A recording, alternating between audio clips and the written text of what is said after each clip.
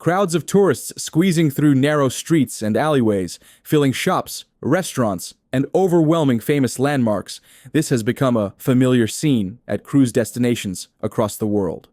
When several massive ships dock in a city at the same time, thousands of passengers can easily overwhelm local infrastructure, leading to noise, congestion, and a diminished experience for both tourists and residents. This growing strain is exactly why destinations like Venice, Amsterdam, Barcelona, Nice, and Cannes have begun restricting or outright banning large cruise ships.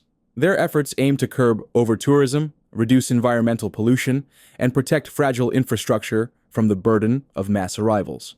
Given this trend, one might expect cruise lines to scale back the size of their ships, yet the opposite seems true. Industry giant Royal Caribbean International, already the operator of the three largest cruise ships in the world, continues to double down on its megaship strategy. Recently, the company announced a milestone that has the cruise world buzzing: the start of construction on its fourth Icon-class ship. This highly anticipated vessel, still unnamed, will join Icon of the Seas, Star of the Seas, and Legend of the Seas in the revolutionary Icon lineup. The new build officially began its journey with a steel cutting and keel-laying ceremony at the Meyer Turku shipyard in Finland. This event, steeped in maritime tradition, marks the symbolic start of the ship's assembly process. During the ceremony, the first large block of the ship was lowered into the dry dock, forming the backbone of the future vessel. In keeping with long-standing seafaring customs believed to bring good fortune, a freshly minted coin was placed beneath the massive steel keel before it was set in place by shipyard workers and Royal Caribbean representatives.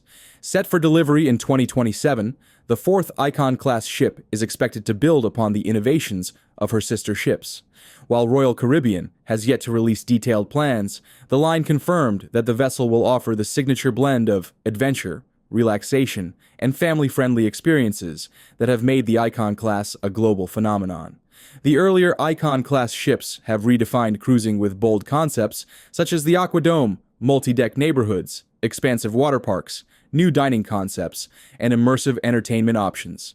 Each ship in the series has raised the bar for what a cruise vacation can be, combining high-energy thrills with serene spaces designed for every type of traveler. Royal Caribbean has hinted that the fourth ship will continue this legacy while introducing brand new features to keep the class fresh and exciting. Guests can expect a wide variety of dining options, state-of-the-art theaters, unique adventure attractions, and elevated stateroom designs tailored for modern vacationers.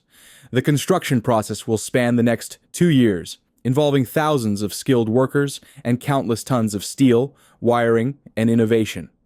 Royal Caribbean is expected to reveal more details as the 2027 launch date draws closer.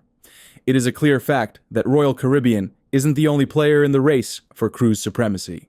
Its biggest rivals, MSC Cruises and Carnival Corporation, are also investing heavily in megaships, though none have yet matched the sheer scale of Icon class. MSC Cruises is rolling out its world-class ships, starting with MSC World Europa 2022 and MSC World America 2025. These futuristic LNG-powered ships carry around 6,700 guests, huge by industry standards, but still smaller than Icon of the Seas, which accommodates over 7,600 passengers at full capacity. MSC emphasizes cutting-edge design, eco-friendly propulsion, and a distinctly European flair. Carnival Cruise Line, meanwhile, has been expanding with its Excel-class ships, Mardi Gras, Carnival Celebration, Carnival Jubilee. These ships carry roughly 6,500 guests and feature attractions like the Bolt roller coaster at sea. While smaller than Royal Caribbean's giants, Carnival focuses on high-energy fun and affordability, appealing to a broad U.S. market. Norwegian Cruise Line, NCL, has taken a different approach. Instead of chasing size records, it's Prima-class ships, Norwegian Prima and Norwegian Viva, that prioritize upscale design, infinity pools, and elevated dining.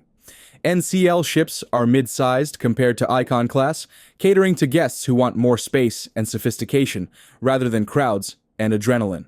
Royal Caribbean's gamble is clear: go big, go bold, and dominate headlines.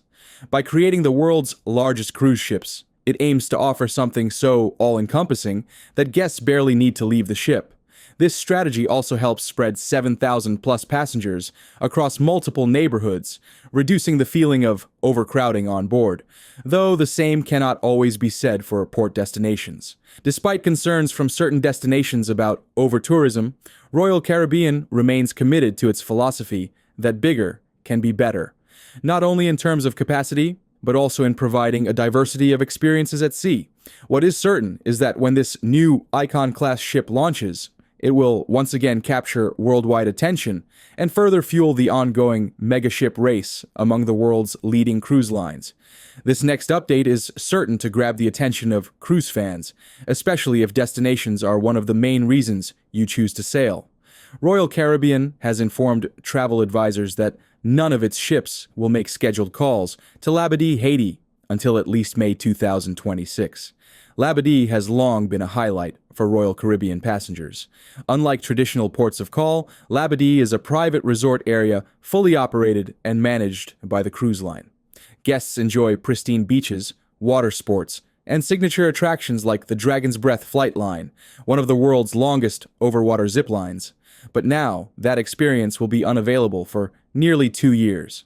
Several ships that regularly featured Labadee as a port of call will now need to adjust their schedules.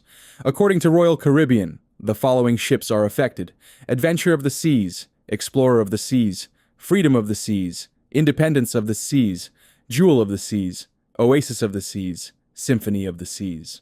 Guests who have already booked shore excursions in Labadee will be automatically refunded through onboard credit applied to their SeaPass accounts.